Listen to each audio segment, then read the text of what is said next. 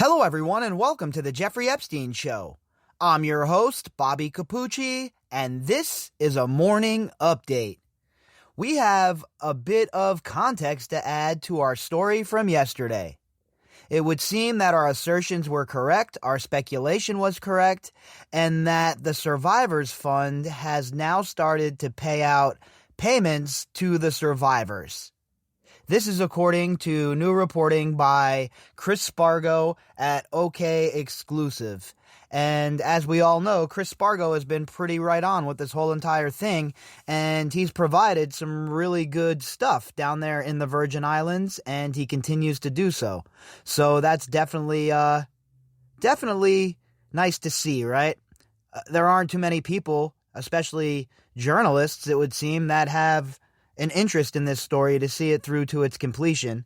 But over here at OK Magazine and Chris Spargo down here in the Virgin Islands especially, they have kept interest and an eye on things, and they have been able to bring us some pretty good news before other outlets have jumped on board. And that seems to be the case once again, as they add a bit of clarity to our story earlier, and what we suspected was going to occur, or what was already underway, seems to be happening. So, let's jump into this article at OK Exclusive, and as I stated earlier, the author is Chris Spargo. Headline: Jeffrey Epstein estate settles with dozens of women after launching $25 million victim fund. The women began receiving their payouts in late October, but are sworn to silence. Well, that's something I was wondering, right? I was wondering if there was some sort of information or language within the documents that makes them not be able to talk about the amount they received. And you see that a lot of times in situations like this and in payouts like this.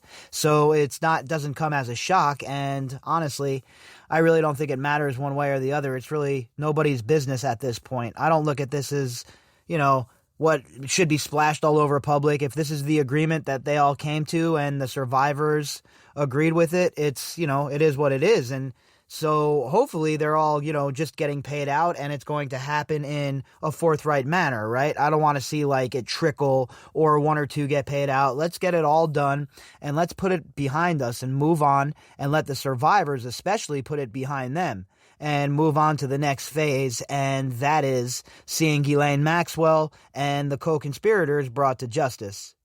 And then after that, that's, when you put the ribbon on it, right? And you start to move on and, hope that investigation obviously leads to the arrest of other co-conspirators and stuff like that. But there is a lot of hope for the survivors, in my opinion anyway, of at least being able to get some closure and start to move on here. And that's certainly a good thing. And in my opinion, that and these people being brought to justice, the two most important things in this whole entire case. The Jeffrey Epstein estate has quietly paid out millions of dollars to dozens of the pedophile survivors. OK has learned that these settlements were distributed last month to these women, with the details filed under seal. An administration of testimony estates was obtained by OK, also seems to confirm the settlements between Epstein's executors and the survivors. So, according to the documents that they have acquired at OK and Chris Spargo has acquired, it looks like everything checks out. And there is evidence that this is underway.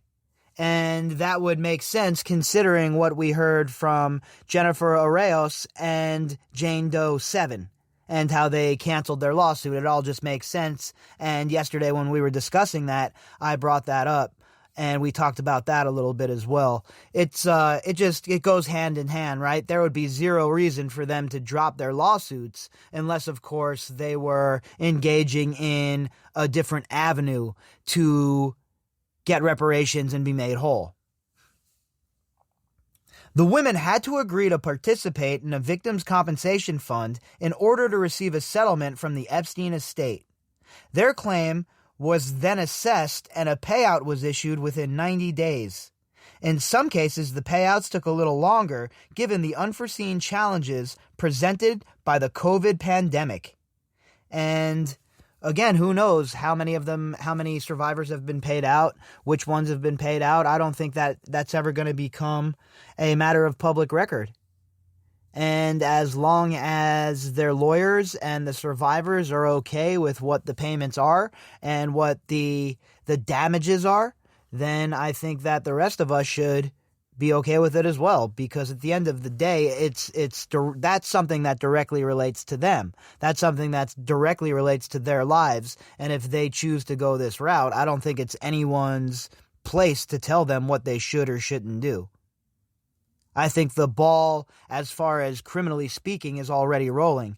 And nothing in this agreement precludes them from testifying against people in a criminal case or anything like that. So if these survivors were of the opinion that this compensation fund was the best route for them, then I think that it's the best route for them, and anyone's opinion otherwise is really just that, their opinion. The details of the settlement were filed under seal in late October before a memo was sent to the lawyers representing the women. Among the women known to have agreed to the Survivors Compensation Fund were Annie Farmer, Maria Farmer, Teresa Helm, Juliette Bryant, Sarah Ransom, and Virginia Roberts. So again, if that's all filed under seal, I'm sure none of those survivors are going to be able to talk about it, and that's totally fine. You know, that's the way it goes sometimes in these sorts of settlement cases. Now, as far as the criminal case goes, don't get it confused. Like I just stated, the criminal case is still a whole different matter entirely. The amount of the settlements is not known, and none of the 6 lawyers OK reached out to responded to requests to comment. It is known that the fund was ordered to have $25 million at the start and then add funds matching that figure once it slipped below $10 million. And with the house getting ready to be sold and closed on in December, the Palm Beach mansion, like we were talking about a few days ago, that makes sense as well. So they're starting to pay this out. They're going to liquidate this house. No wonder they let it go for 18 instead of the 22. And here we are. I would not be shocked to see other assets to be liquidated in a forthright manner now as well. If this ball is rolling, then they're going to need all of the liquidity that they could possibly have so they can pay this stuff out. Having some helicopters and a plane and all that other fancy shit isn't doing you any good when you're on the hook for, 10 million here, 3 million there, 800 grand here, 20 million here, whatever it may be.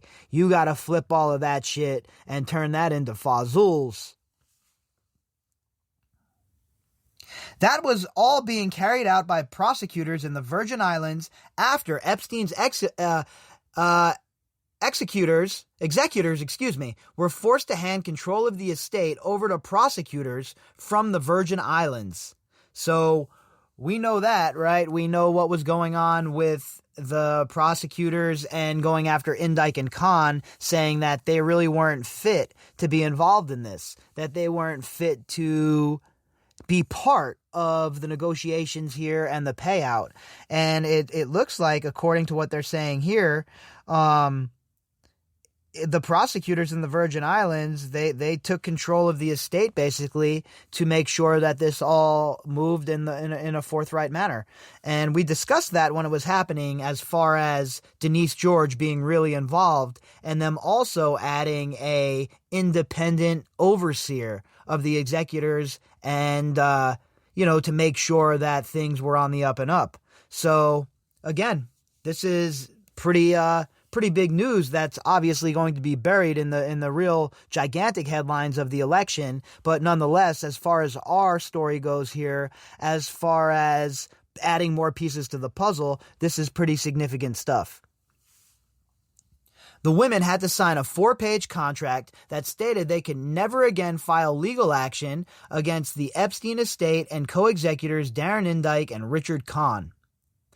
The women are also unable to file suit against any entities or individuals who are or have ever been engaged by, whether as independent contractors or otherwise employed by, worked in any capacity for, or provided any services to Mr. Epstein, the Epstein entities, or the Epstein estate. This agreement does not, however, prohibit the women from suing individuals they may have been trafficked to while being abused by Epstein. And remember, this is just about civil suits. This isn't about, they're not waiving their rights in a criminal case. They're not waiving their rights as far as these people being prosecuted.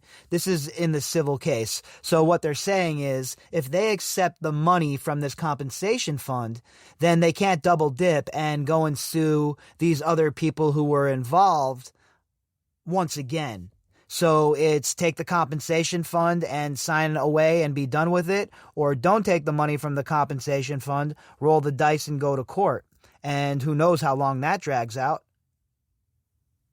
So it's one of those situations, right?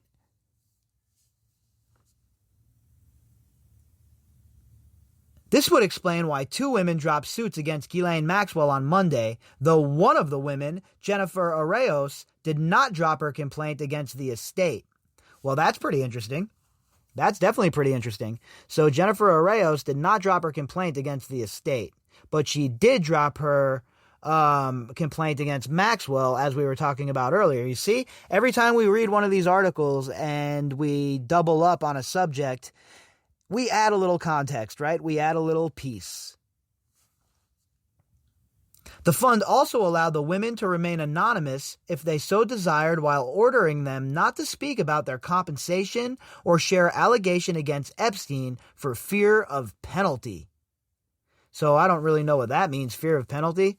Maybe I don't know, maybe they would get like sanctioned as far as financially, they would lose money or something. I have no idea. That's pretty weird wording. Again, they can't speak about their compensation or share allegations against Epstein for fear of penalty. Very interesting. I don't know really what that language means, to be honest with you folks. Well, I'll have to dig a little bit deeper in that, and we'll update that a little bit later when we get some more context and really figure out what that means.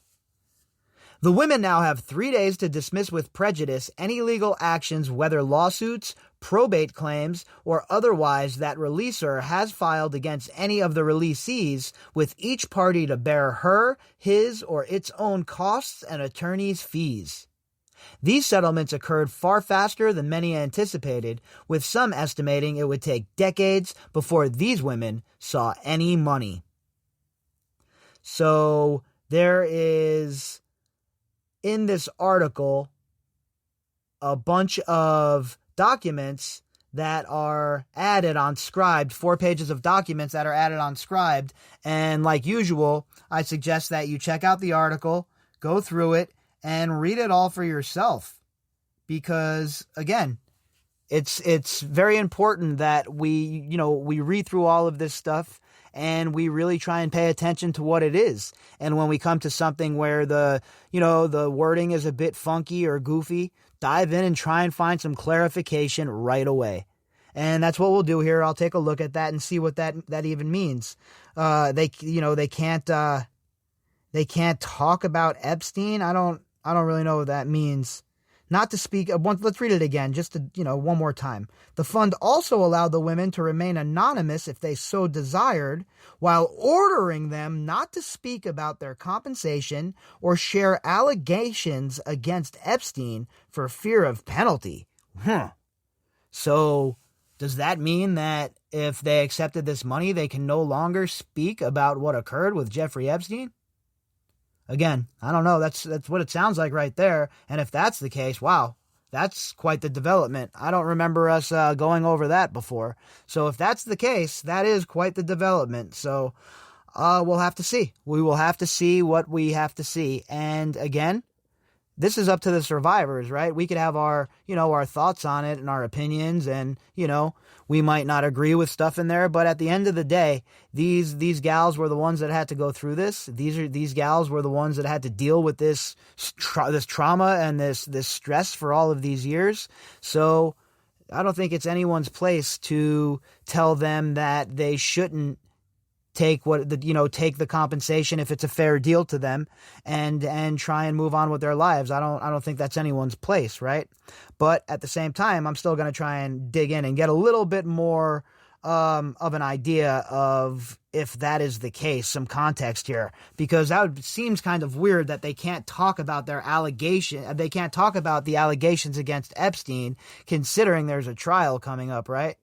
Little weird, little odd, and again, we'll dive in and we'll see what we see.